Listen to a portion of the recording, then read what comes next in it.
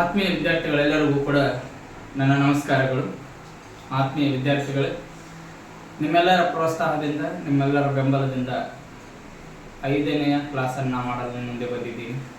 ತಮ್ಮೆಲ್ಲರಿಗೂ ಕೂಡ ನನ್ನ ನಮಸ್ಕಾರಗಳು.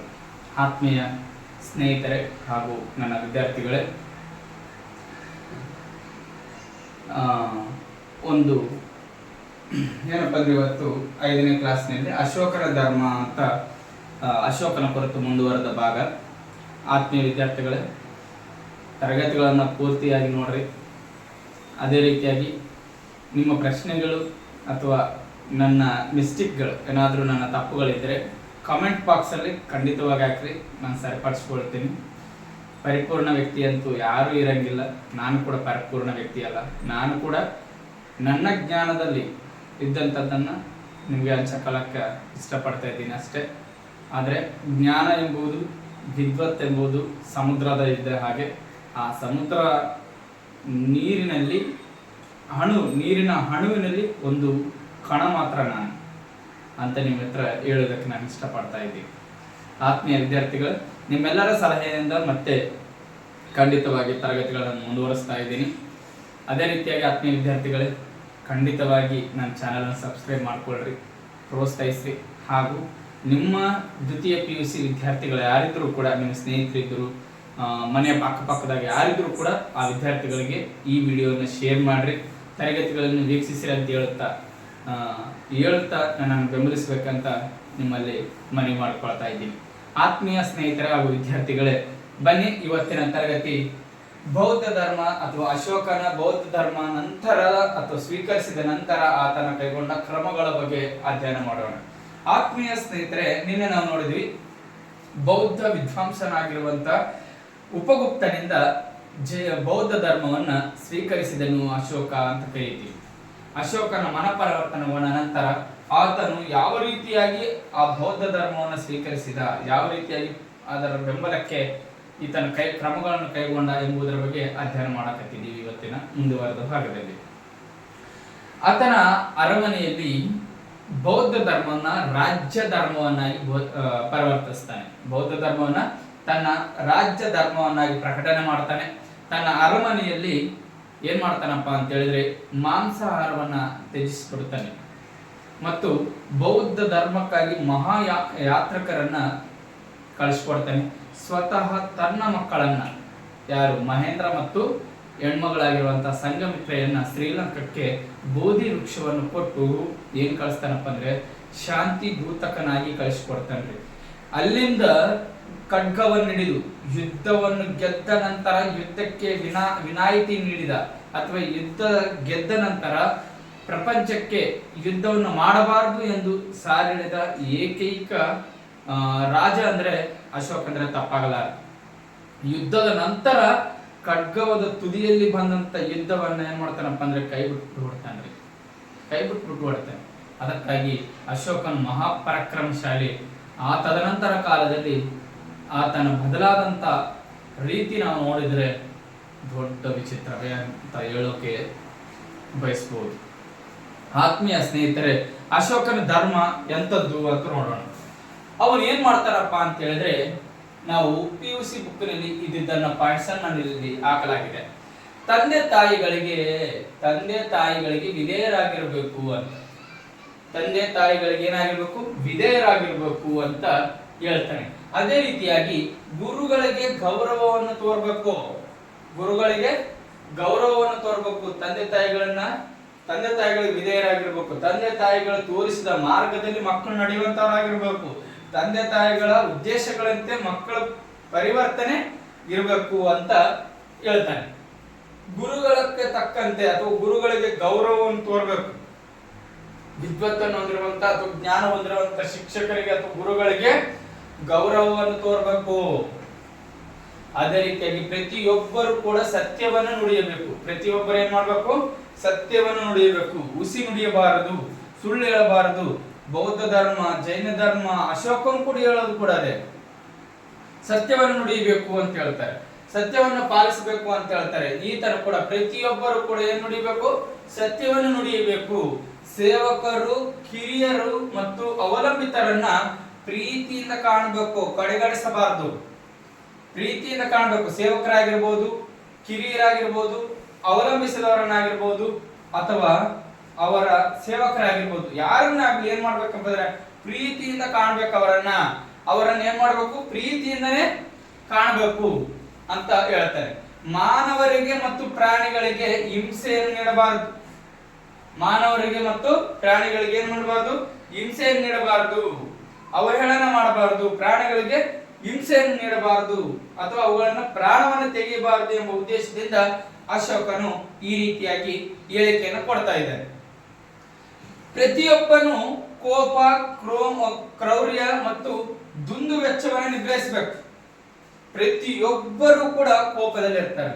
ಅದಕ್ಕೆ ಕೆಲವರು ಹೇಳ್ತಾರೆ ಕಾಮ, ಕ್ರೋಧ, ಲೋಭ, ಮೋಹ, ಮದಮತ್ಸರ ಇವೆಲ್ಲವೂ ಕೂಡ ಅರ್ಷಡ್ ವರ್ಗಗಳು ಅಂತ ಕರಿತೀವಿ ನಾವು. ಇವುಗಳನ್ನ ಅರ್ಷಡ್ ವರ್ಗಗಳು. ಈ ಅರ್ಷಡ್ ವರ್ಗಗಳು, ಈ 8 ವರ್ಗಗಳೇನಿದಾವಲ್ಲ, ಕಾಮ, ಕ್ರೋಧ, ಲೋಭ, ಮೋಹ, ಮದ, ಮತ್ಸರ ಅಂತ, ಇವೆಲ್ಲವೂ ಕೂಡ ಮಾನವನಲ್ಲಿರುವಂತ ಗುಣಗಳು, ಕೆಟ್ಟ ಗುಣಗಳು. ಇವು ಗುಣಗಳಿಂದಲೇ ಮಾನವನ ಕೆಟ್ಟೋಗ್ತಾನೆ.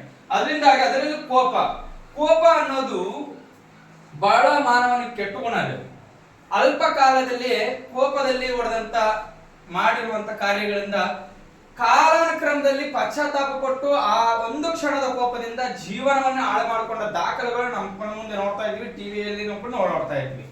ಉದಾಹರಣೆಗೆ ಕೋಪದಲ್ಲಿ ಹೊಡೆದು ಜೈಲಿಗೆ ಹೋದವರಿದ್ದಾರೆ, ಕೋಪದಲ್ಲಿ ಕೊಲೆ ಮಾಡಿ ಜೈಲಿಗೆ ಹೋಗಿ ಪಶ್ಚಾತ್ತಾಪ ಪಟ್ಟು ಏನೇನೋ ಮಾಡ್ಕೊಳ್ಳೋರಿದ್ದಾರೆ. ಅದು ನಡೆದಿದ್ದ ಯಾವ್ದ್ರಿಂದ?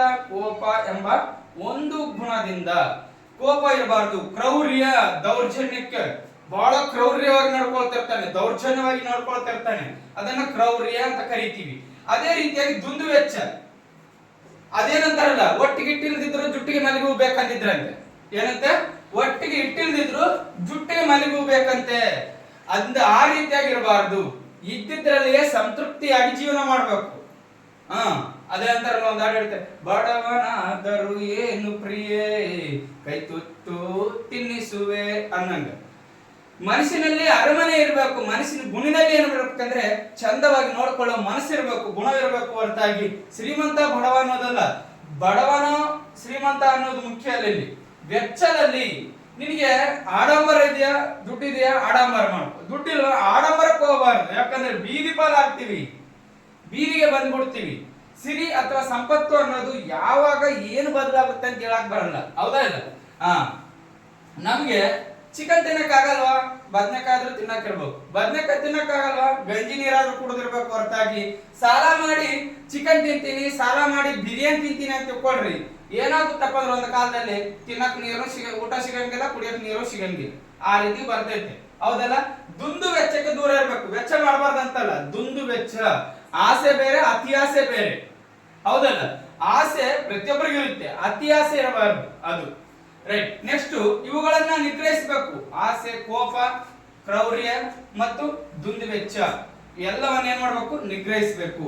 ಇನ್ನ ಬೌದ್ಧ ಪ್ರಸಾರಕ್ಕೆ, ಅಶೋಕನು ಬೌದ್ಧ ಪ್ರಸಾರಕ್ಕೆ ತೆಗೆದುಕೊಂಡ ಕ್ರಮಗಳು ಏನು ಅಂತ ನಾವು ನೋಡುವುದಾದ್ರೆ, ಬೌದ್ಧ ಧರ್ಮದ ಪವಿತ್ರ ಸ್ಥಳಗಳಿಗೆ ಭೇಟಿ ನೀಡ್ತಾನೆ. ಬೌದ್ಧ ಧರ್ಮದ ಪವಿತ್ರ ಸ್ಥಳಗಳಿಗೆ ಭೇಟಿ ನೀಡಿದ. ಯಾವ ಸ್ಥಳವು? ಮೊದಲನೇದು ಲುಂಬಿನಿ ವನ, ಎರಡನೇದು ಕಪಿಲವಸ್ತು, ಮೂರನೇದು ಗಯಾ, ನಾಲ್ಕನೇದು ಸಾರನಾಥ, ಐದನೇದು ಕುಶಿನಗರ ಅಂತ ಕರಿತೀವಿ. ಲುಂಬಿನಿ ವನದಲ್ಲಿ ಇವನ ಜನನವಾಗುತ್ತೆ. ವೈಶಾಖ ಶುದ್ಧ ಹುಣ್ಣಿಮೆ ದಿನ ಲುಂಬಿನಿ ವನದಲ್ಲಿ ತಾಯಿ ಮಾಯಾದೇವಿ ಇವನಿಗೆ ಜನ್ಮ ನೀಡ್ತಾಳೆ. ಅದು ಒಂದು ಪವಿತ್ರ ಸ್ಥಳ. ಈ ಲುಂಬಿನಿ ವನದಲ್ಲಿ ಅಶೋಕನು ರುಮುಂಡೈ ಶಾಸನವನ್ನು ಹೊರಡಿಸಿ ಗೌತಮ ಬುದ್ಧನು ಇಲ್ಲೇ ಜನಿಸಿದಾನೆ ಅಂತೇಳಿ ಒಂದು ಸೂಚನೆ ಕೊಡಿಸ್ತಾನೆ. ಈ ಸ್ಥಳದಲ್ಲಿ ರುಮುಂಡೈ ಶಾಸನವನ್ನು ಹೊರಡಿಸ್ತಾನೆ ಅಶೋಕನ ಜನನ ಸ್ಥಳ ಇದು ಅಂತ ಸಂಶಯವನ್ನ ವಿಭೇದ ಮಾಡಿದ ಅಥವಾ ಸಂಶಯವನ್ನ ತೊಲಗಿಸಿದ ಶಾಸನ ರುಮುಂಡೈ ಶಾಸನ. ಅದು ಲುಂಬಿನಿ ವನದಲ್ಲಿದೆ, ಸಾರನಾಥನಲ್ಲಿ. ಇನ್ನ ಕಪಿಲವಸ್ತು ಅವನ ತಂದೆ ರಾಜನಾಗಿರುವಂತ ಶುದ್ಧೋಧನ ಕಪಿಲವಸ್ತುವಿನ ರಾಜನಾಗಿರುವಂತ ಒಂದು ಸ್ಥಳ. ಇದು ಕೂಡ ಒಂದು ಪವಿತ್ರ ಸ್ಥಳವಾಗಿ, ಅಂದ್ರೆ ಸಿದ್ಧಾರ್ಥನ ಹುಟ್ಟಿದ ಊರು ಅಂತ ಪ್ರಸಿದ್ಧಿಗೆ ಬರುತ್ತೆ. ಇನ್ನ ಗಯಾ ಅನ್ನೋದು ಒಂದು ಊರು. ಗಯಾ ಎಂಬ ಪ್ರದೇಶದ ಸುಜಾತ ಎಂಬ ಹೆಣ್ಮಗಳಿಂದ ಗೌತಮ ಬುದ್ಧನೇನಪ್ಪ ಅಂದ್ರೆ ಭಿಕ್ಷಾನ್ನವನ್ನು ಪಡೆದ ಸ್ಥಳ. ಅದಕ್ಕಾಗಿ ಗಯಾ ಬುದ್ಧ ಗಯವಾಯಿತು. ಬುದ್ಧಗಯವಾಯಿತು. ಅದಕ್ಕಾಗಿ ಇದು ಕೂಡ ಏನಾಗುತ್ತಪ್ಪ ಅಂದ್ರೆ ಪ್ರಸಿದ್ಧ ಪವಿತ್ರ ಸ್ಥಳವಾಗುತ್ತೆ. ಇನ್ನ ಸಾರನಾಥ ಅಂತ ಕರಿತೀವಿ. ಜ್ಞಾನೋದಯ, ತಥಾಗತನಾದ, ಜ್ಞಾನಾರ್ಜನಾದ, ಶೌಕ್ಯ ಮುನಿಯಾದ, ಬುದ್ಧನಾದ ಅಂತ ಕರಿತೀವಿ. ಅಂದ್ರೆ ಜ್ಞಾನತ್ವವನ್ನು ವಿದ್ವತ್ತನ್ನು ಹೊಂದಿದ ಅಂತ ಕರಿತೀವಲ್ಲ. ಜ್ಞಾನೋದಯ ಪಡೆದ ನಂತರ ಮೊಟ್ಟ ಮೊದಲನೇದಾಗಿ ಸಾರನಾಥನ ಜಿಂಕೆವನದಲ್ಲಿ ಇವನ ಪ್ರವಚನವನ್ನು ಸಾರ್ತಾನೆ ಯಾರು? ಗೌತಮ್ ಬುದ್ಧ. ಅದನ್ನೇ ನಾವು ಧರ್ಮಚಕ್ರ ಪ್ರವರ್ತನ ಅಂತ ಕರಿತೀವಿ. ಆ ಧರ್ಮಚಕ್ರ ಪ್ರವರ್ತನವನ್ನು ಎಲ್ಲಿ ಸಾರಿದ ಅಂತ ಹೇಳಿದ್ರೆ ಸಾರನಾಥನಲ್ಲಿ. ಇಲ್ಲಿ 5 ಜನರನ್ನ ಶಿಷ್ಯರನ್ನಾಗಿ ಪಡಿತಾನೆ. ಇಲ್ಲಿ 5 ಜನರನ್ನ ಶಿಷ್ಯರನ್ನಾಗಿ ಪಡಿತಾನೆ. ಈ ಸಾರನಾಥನ ಸ್ಥಳ ಇದು ಕೂಡ ಒಂದು ಪವಿತ್ರ ಸ್ಥಳವಾಗುತ್ತೆ. ಯಾಕಂತಂದ್ರೆ ತನ್ನ ಮೊದಲ ಪ್ರವಚನವನ್ನ ಜ್ಞಾನವನ್ನ ಸಾರಿದ ಒಂದು ಸ್ಥಳವೆಂದಾಗಿ. ತದನಂತರ ಕುಶಿನಗರ ಅಂತ ಕರಿತೀವಿ. ಈ ಕುಶಿನಗರ ಅವನ ನಿರ್ವಾಣ ಹೊಂದಿದ ಸ್ಥಳ, ಅವನಂದ್ರೆ ಮರಣ ಹೊಂದಿದ ಸ್ಥಳ. ಅದರಿಂದಾಗಿ ಇದು ಕೂಡ ಒಂದು ಪವಿತ್ರ ಸ್ಥಳವಾಗುತ್ತೆ. ಆ ಎಲ್ಲಾ ಸ್ಥಳಗಳಿಗೆ ಅಶೋಕನ ಏನ್ ಮಾಡಿದ್ನಪ್ಪ ಅಂದ್ರೆ ಭೇಟಿ ನೀಡಿದ್ದ. ಬೌದ್ಧ ಧರ್ಮದ ಪವಿತ್ರ ಸ್ಥಳಗಳಿಗೆ ಭೇಟಿ ನೀಡಿ ಅಲ್ಲಿ ಧರ್ಮಗೋಷ್ಠಿ ನಡೆಸಿದ. ಏನ್ ಮಾಡಿದ? ಧರ್ಮಗೋಷ್ಠಿಯನ್ನ ನಡೆಸಿದ. ಧರ್ಮದ ಕುರಿತು ಪ್ರಸಾರವನ್ನು ಜನಗಳಿಗೆ ಚರ್ಚೆ ಮೂಲಕ ಏನ್ ಮಾಡಿದ್ನಪ್ಪ ಅಂದ್ರೆ ಪ್ರಸಾರ ಮಾಡೋದಕ್ಕೆ ಪ್ರಯತ್ನ ಪಟ್ಟ. ಇನ್ನ ನಂತರ ಬೌದ್ಧ ಧರ್ಮದ ಪ್ರಚಾರಕ್ಕಾಗಿ ತನ್ನ ಸಾಮ್ರಾಜ್ಯದಲ್ಲಿ ವಿಹಾರಗಳನ್ನ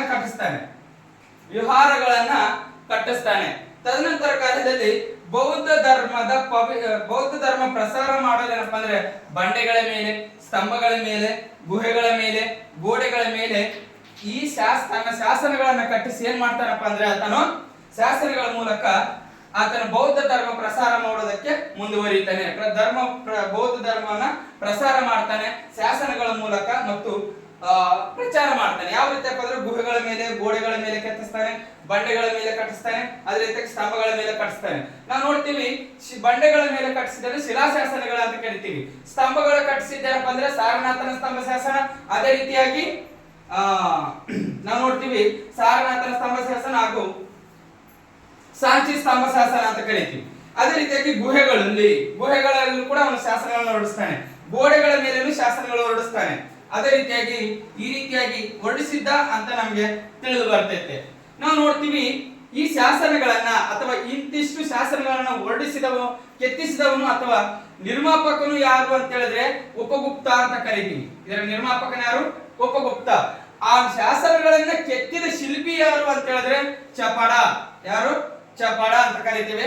ಕನ್ನಡದ ಮೊದಲ ಪದ ಇಸಿಲ ಅಂತ ಕರಿತೀವಿ. ಕನ್ನಡದ ಮೊದಲ ಪದ ಇಸಿಲ. ಅದು ಎಲ್ಲಿ ಸಿಗ್ತೈತಪ್ಪ ಅಂದ್ರೆ ಬ್ರಹ್ಮಗಿರಿ ಶಾಸನದಲ್ಲಿ ಸಿಗ್ತೈತೆ. ಎಲ್ಲಿ ಸಿಗ್ತೈತೆ? ಬ್ರಹ್ಮಗಿರಿ ಶಾಸನದಲ್ಲಿ ಸಿಗ್ತೈತೆ. ಇದು ಕನ್ನಡದ ಮೊದಲನೇ ಪದ ಅಂತ ಕರಿತೀವಿ ಇಸಲ ಎಂಬುದನ್ನ. ನಿರ್ಮಾಪಕ ಯಾರಪ್ಪ ಅಂದ್ರೆ ಉಪಗುಪ್ತ. ಶಾಸನಗಳ ಪಿತಾಮಹ ಯಾರಂದ್ರೆ ಅಶೋಕ. ಶಾಸನಗಳ ಪಿತಾಮಹ ಅಶೋಕ, ನಿರ್ಮಾಪಕ ಉಪಗುಪ್ತ, ಕೆತ್ತಿದ ಶಿಲ್ಪಿ ಚಪಡ. ಕನ್ನಡದ ಮೊದಲ ಪದ ಯಾವುದಪ್ಪ ಅಂದ್ರೆ ಇಸಿಲ ಅಂತ ನಾವು ನೋಡ್ಬೋದು. ಅದೇ ರೀತಿಯಾಗಿ ಬೌದ್ಧ ಧರ್ಮದ ಪ್ರಸಾರಕ್ಕಾಗಿ ಏನ್ ಮಾಡಿದ್ನಪ್ಪ ಅಂದ್ರೆ ಧರ್ಮ ಮಹಾಯಾತ್ರಿಕರನ್ನ ನೇಮಕ ಮಾಡಿದ. ಧರ್ಮದ ಮಹಾಯಾತ್ರಿಕರನ್ನ ಇವನು ನೇಮಕ ಮಾಡಿದ. ರುಜ್ಜುಕ ಅಂತ ಕರಿತೀವಿ. ರುಜ್ಜುಕ, ಯುಕ್ತರು ಎಂಬ ಅಧಿಕಾರಿಗಳನ್ನ ಏನ್ ಮಾಡಿದ್ನಪ್ಪ ಅಂದ್ರೆ ಇವನು ನೇಮಕ ಮಾಡಿ ಬೌದ್ಧ ಧರ್ಮ ಪ್ರಸಾರವನ್ನ ಮಾಡಿದ ಅಂತ. ಬೌದ್ಧ ಧರ್ಮದ ಸಮ್ಮೇಳನವನ್ನು ಕೂಡ ಮಾಡ್ತಾನೆ ಇವ.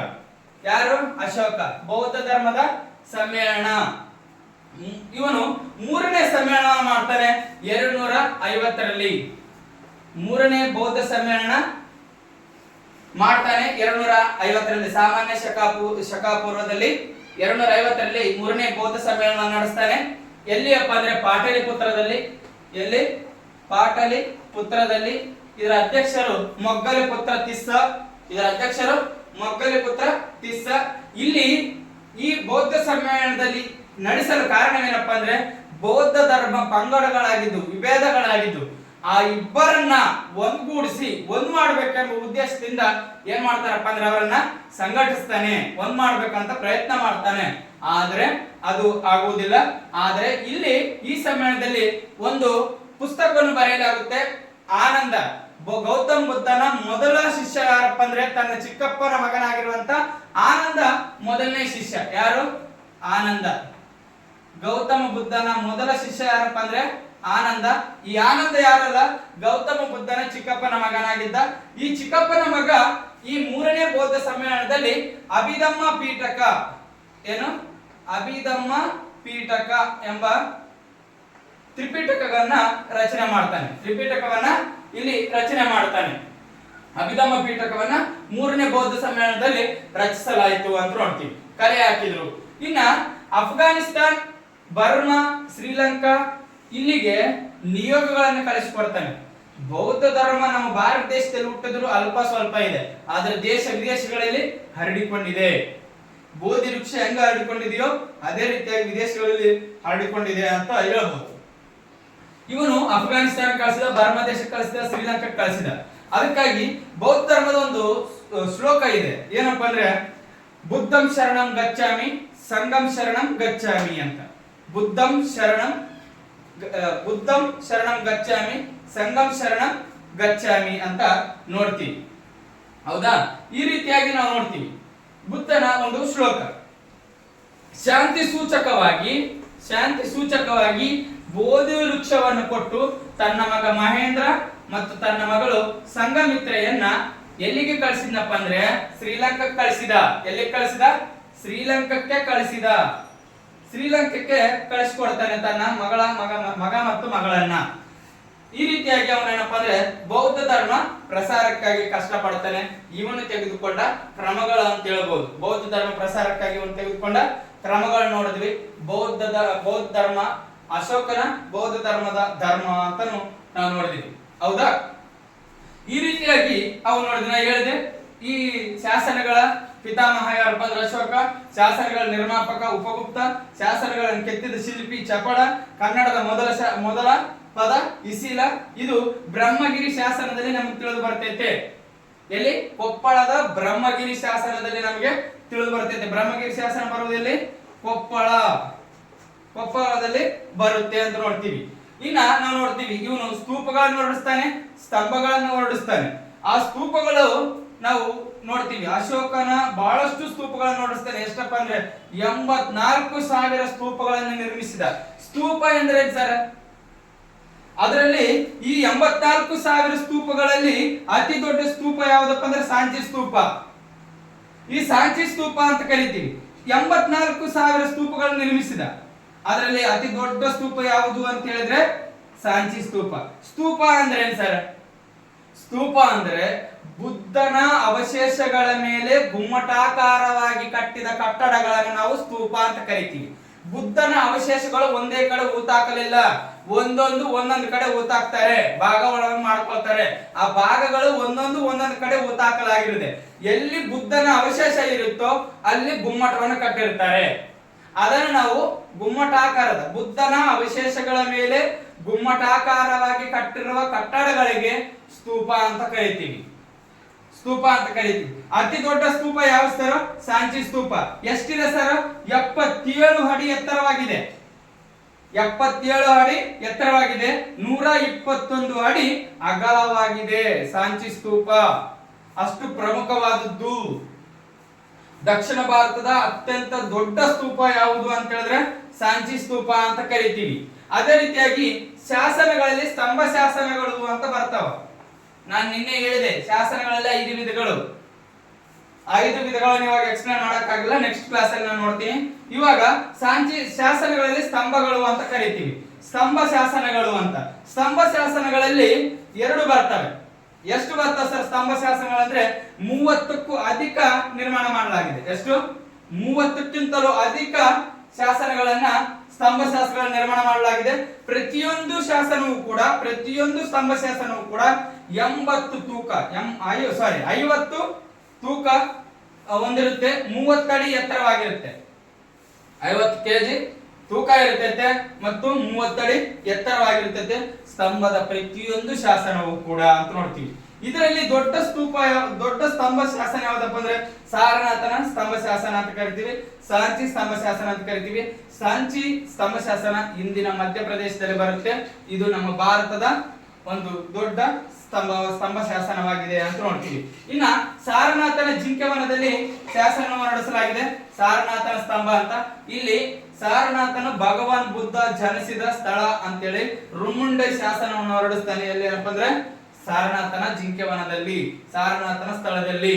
ಇದು ಗೌತಮ ಬುದ್ಧನ ಜನನ ಕುರಿತು ನಿವೃತ್ತಿಗೊಳಿಸಿದ ಒಂದು ಶಾಸನ ಅಂತ ಕರೀತೀವಿ. ಇಲ್ಲಿ ಸಾರನಾಥನ ಜಿಂಕೆವನದಲ್ಲಿ ಹೊರಡಿಸಿರುವಂತಹ ಸಾರನಾಥನ ಶಾಸನ ಏನಾಯ್ತಲ್ಲ, ಈ ಶಾಸನದಲ್ಲಿ ಬುದ್ಧನು ಪ್ರವಚನ ನೀಡಿದ ಒಂದು ಸ್ಥಳ ಅಂತ ನಾ ಹೇಳಿದೆ, ಹೌದಾ? ಮತ್ತೊಂದೇನಪ್ಪ ಅಂದ್ರೆ ಇದೇ ಶಾಸನದಿಂದ ನಮ್ಮ ಭಾರತದ ಲಾಂಛನ ಎನಿಸಲ್ಪಡುವಂತ ಒಂದು ಲಾಂಛನವನ್ನು ಕೂಡ ಇಲ್ಲಿ ಆಯ್ಕೆ ಮಾಡಲಾಗಿದೆ. 1954 ಜನವರಿ 26, 1950 ಜನವರಿ 26ರಂದು ಲಾಂಛನವನ್ನಾಗಿ ಪಡೆಯಲಾಗಿದೆ, ಲಾಂಛನವನ್ನಾಗಿ ಅಂಗೀಕರಿಸಲಾಗಿದೆ. ಇದರಲ್ಲಿ ಏನಪ್ಪಾ ಅಂದ್ರೆ ಒಂದು ಅಧೋಮುಖ ಕಮಲ ಕೆಳಗಡೆ ಮುಖವಾಗಿದೆ. ಲಾಂಛನದಲ್ಲಿ 4 ಸಿಂಹಗಳು, 4 ದಿಕ್ಕುಗಳಿಗೆ 4 ಸಿಂಹಗಳು ಇರ್ತವೆ, ಮಧ್ಯದಲ್ಲಿ ಧರ್ಮಚಕ್ರ ಇರ್ತೈತೆ, 24 ಗೆರೆಗಳು ಇರ್ತವೆ. ಅಧೋಮುಖ ಕಮಲ ಕೆಳಗಡೆ ಇರ್ತೈತೆ, ಅಂದ್ರೆ 4 ಸಿಂಹಗಳು ಇರ್ತಾವಲ್ಲ, ಅದ್ರ ಕೆಳಗಡೆ ಅಧೋಮುಖ ಕಮಲ ಇದೆ. ಅಧೋಮುಖ ಕಮಲ ಕೆಳಗಡೆ ಮುಖವಾಗಿರ್ತೈತೆ, ಮೇಲ್ಗಡೆ 4 ಸಿಂಹಗಳು 4 ದಿಕ್ಕುಗಳಿಗೆ ಇರ್ತವೆ, ಮಧ್ಯದಲ್ಲಿ ಧರ್ಮಚಕ್ರ ಇರ್ತೈತೆ. ಧರ್ಮಚಕ್ರದ ಮಧ್ಯದಲ್ಲಿ ಋಷಭ, ಆನೆ, ಸಿಂಹ ಮತ್ತು ಆಕಳು ಅಂತ ಇರ್ತೈತೆ. ಋಷಭ ಅಂತ ಕರಿತೀವಿ. ಈ ರೀತಿಯಾಗಿರುತ್ತೆ, ಹೌದಾ? ಮಧ್ಯದಲ್ಲಿ ಏನಪ್ಪಾ ಅಂದ್ರೆ ದೇವನಾಗರಿ ಶೈಲಿಯಲ್ಲಿ, ದೇವನಾಗರಿ ಲಿಪಿಯಲ್ಲಿ ಸತ್ಯಮೇವ ಜಯತೆ ಎಂದು ಬರೆಯಲ್ಪಟ್ಟಿದೆ. ಏನಂತ ಬರೆಯಲ್ಪಟ್ಟಿದೆ? ಸತ್ಯಮೇವ ಜಯತೆ ಅಂತ ಬರೆಯಲ್ಪಟ್ಟಿದೆ. ಅದನ್ನ ನಮ್ಮ ಭಾರತದ ಲಾಂಛನವನ್ನಾಗಿ ಪಡೆದಿದ್ದೀವಿ. ಧರ್ಮಚಕ್ರ 24 ಗೆರೆಗಳನ್ನು ಹೊಂದಿದೆ. ನಿರಂತರವಾಗಿ ಅಭಿವೃದ್ಧಿಯತ್ತ ಸಾಗುತ್ತಿರುವ ಭಾರತ ಎಂದು ಅದಕ್ಕೆ ಸಿಗ್ನಲ್, ಅದಕ್ಕೆ ಸಿಂಬಲ್ ಅಂತ ಕರಿತೀವಿ. 24 ನಿರಂತರವಾಗಿ ನಡೀತಾ ಇರುತ್ತೆ, ಹೌದಾ? ಧರ್ಮಚಕ್ರ ನಿರಂತರವಾಗಿ ಯಾವ ರೀತಿಯಾಗಿ ನಡೆಯುತ್ತೋ ನಮ್ಮ ಭಾರತ ದೇಶ ಕೂಡ ಧರ್ಮ ಚಕ್ರವನ್ನು ಇಟ್ಕೊಂಡು ಆಧಾರವಾಗಿ ಇಟ್ಕೊಂಡು 24 ಗೆರೆಗಳನ್ನು ಹೊಂದಿದೆ. ಅಭಿವೃದ್ಧಿಯತ್ತ ಸಾಗುತ್ತಿರುವ ನನ್ನ ದೇಶ ಅಂತ ಕರಿತೀವಿ. ಸತ್ಯ, ಅಹಿಂಸೆ ಮತ್ತು ಶಾಂತಿಯನ್ನ ಪ್ರದೂತವಾಗಿ ಇಟ್ಟುಕೊಂಡು ಅಭಿವೃದ್ಧಿಯತ್ತ ಸಾಗುತ್ತಿರುವ ನಮ್ಮ ಭಾರತ ಲಾಂಛನವನ್ನ ತೋರಿಸುತ್ತೆ, ಹೌದಾ? ಅದೇ ರೀತಿಯಾಗಿ ನಾವು ನೋಡ್ತೀವಿ, ಎಲ್ಲವನ್ನು ಕೂಡ ನಾವು 24 ಗೆರೆಗಳಲ್ಲಿ ನೋಡ್ತೀವಿ. 24 ಗೆರೆಗಳಲ್ಲಿ 24 ತಾಸುಗಳು ಇರುವಂತದ್ದು ಅಂತ ಸೂಚಕವಾಗಿರುವಂತದ್ದು ನಮ್ಮೆಲ್ಲರಿಗೂ ಗೊತ್ತಿರುವಂತದ್ದೇ. ಈ ರೀತಿಯಾಗಿ ನಾವು ನೋಡ್ತೀವಿ ಗೌತಮ ಬುದ್ಧನ ಕುರಿತು. ಇನ್ನು ಗೌತಮ ಬುದ್ಧನ ಅಶೋಕನ ಕುರಿತು ಇನ್ನು ಮಾತಾಡಬೇಕಾದ್ರೆ ಬಹಳಷ್ಟು ವಿವರಗಳಿವೆ ಅಂತ ಹೇಳ್ಬೋದು. ಅದಕ್ಕಾಗಿ ಗೌತಮ ಬುದ್ಧನನ್ನ ಏಷ್ಯಾದ ಬೆಳಕು ಅಂತ ಕರಿತೀವಿ. ಗೌತಮ ಬುದ್ಧನನ್ನ ಏಷ್ಯಾದ ಬೆಳಕು ಅಂತ ಕರಿತೀವಿ. ಅದೇ ರೀತಿಯಾಗಿ ನಮ್ಮ ಭಾರತ ದೇಶದ ಅಶೋಕ್ ಮಹಾಶಯನನ್ನ ಭಾರತದ ದ್ವಿತೀಯ ಬುದ್ಧ ಅಂತ ಕರಿತೀವಿ, ಎರಡನೆಯ ಬುದ್ಧ ಅಂತ ಕರಿತೀವಿ. ಅಶೋಕನನ್ನ ಎರಡನೆಯ ಬುದ್ಧ ಅಂತ ಕರಿತೀವಿ, ಅಥವಾ ದ್ವಿತೀಯ ಬುದ್ಧ ಅಂತ ಕರಿತೀವಿ. ದ್ವಿತೀಯ ಬುದ್ಧ ಅಂತ ಕರಿತೀವಿ ಅಶೋಕನನ್ನ. ಇನ್ನ ಅಶೋಕನನ್ನ ಅಶೋಕ್ ಮಹಾಶಯ ಅಂತ ಕರಿತೀವಿ, ಸ್ವಕಥನಗಾರ ಅಂತ ಕರಿತೀವಿ, ದ್ವಿತೀಯ ಬುದ್ಧ ಅಂತ ಕರಿತೀವಿ, ಹೌದಾ? ಮತ್ತು ಈ ರೀತಿಯಾಗಿ ಅನೇಕ ಆತನಿಗೆ ಬಿರುದುಗಳನ್ನಿರುವುದನ್ನು ನಾವು ನೋಡ್ತೀವಿ. ಇದು ಗೌತಮ ಅಶೋಕನ ಜೀವನ ಮತ್ತು ಸಾಧನೆಗಳು ಅಂತ ನೋಡ್ತೀವಿ. ಇದು 5ನೇ ತರಗತಿ ಅಂತ ಹೇಳ್ಬೋದು. ಅಶೋಕನ ಧರ್ಮ ನೋಡಿದ್ವಿ, ಅಶೋಕನ ಬೌದ್ಧ ಧರ್ಮ ಪ್ರಸಾರಕ್ಕಾಗಿ ತೆಗೆದುಕೊಂಡ ಕ್ರಮಗಳನ್ನು ನೋಡಿದ್ವಿ. ಅದೇ ರೀತಿಯಾಗಿ ಅಶೋಕನ ಸ್ತಂಭ ಶಾಸನಗಳು ಮತ್ತು ನಾವು ನೋಡ್ತೀವಿ, ಸ್ತಂಭ ಶಾಸನಗಳು ನೋಡಿದ್ವಿ, ಸ್ತೂಪಗಳನ್ನು ನೋಡಿದ್ವಿ. ಇದಿಷ್ಟು ಅಶೋಕನ ಜೀವನ ಮತ್ತು ಸಾಧನೆಗಳು ಅಂತ. ಇಲ್ಲಿವರೆಗೂ ಶಾಂತವಾಗಿ ಕೇಳಿದ ತಮ್ಮೆಲ್ಲರಿಗೂ ಕೂಡ ನನ್ನ ನಮಸ್ಕಾರಗಳು ಆತ್ಮೀಯ ವಿದ್ಯಾರ್ಥಿಗಳೇ. ಮುಂದಿನ ತರಗತಿಯಲ್ಲಿ ನಾವು ಮುಂದಿನ ತರಗತಿಯನ್ನು ನೋಡೋಣ. ಎಲ್ಲರಿಗೂ ಕೂಡ ಈ ವಿಡಿಯೋವನ್ನು ಶೇರ್ ಮಾಡ್ರಿ, ಸಬ್ಸ್ಕ್ರೈಬ್ ಮಾಡ್ಕೊಡ್ರಿ ಚಾನಲ್ ಅನ್ನ, ಮತ್ತು ಲೈಕ್ ಅನ್ನ ಕೊಡ್ರಿ. ನಿಮ್ಮ ಅಭಿಪ್ರಾಯವನ್ನು ಕಮೆಂಟ್ ಬಾಕ್ಸ್ ಅಲ್ಲಿ ತಿಳಿಸಿರಿ ಅಂತ ಹೇಳುತ್ತಾ ತರಗತಿಯನ್ನು ಮುಗಿಸುತ್ತೇನೆ. Thank you.